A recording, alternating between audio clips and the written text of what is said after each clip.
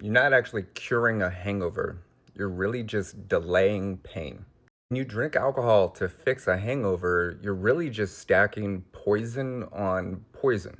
For lack of better words, it's like trying to put out a fire with gasoline. The temporary relief that you feel isn't healing, it's just numbing your awareness to how wretched you feel.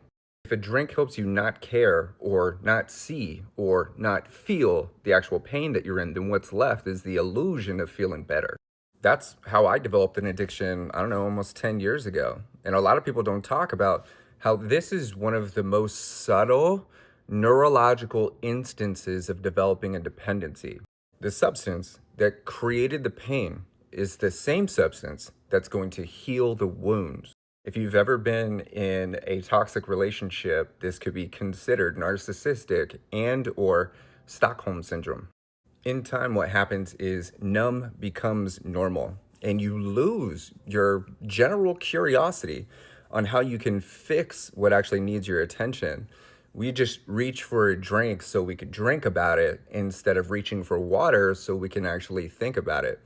That state of normality dramatically shifts our physiological, mental, psychological, and physical state where we actually start craving the numbness. The more you numb, the less you feel. The less you feel, the less you function.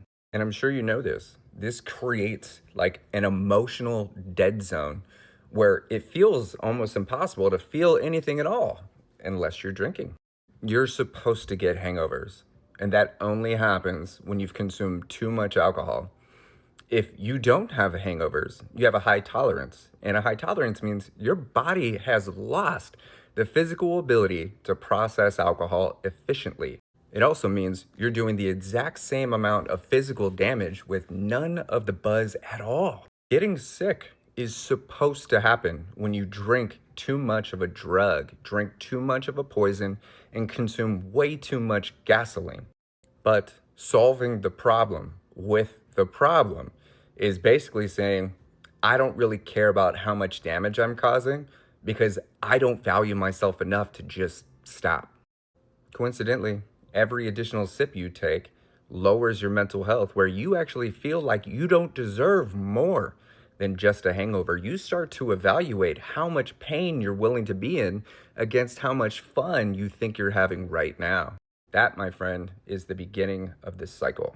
Every single time we take a drink because we feel bad, every time we sip because our emotions are getting slightly out of control, every time alcohol becomes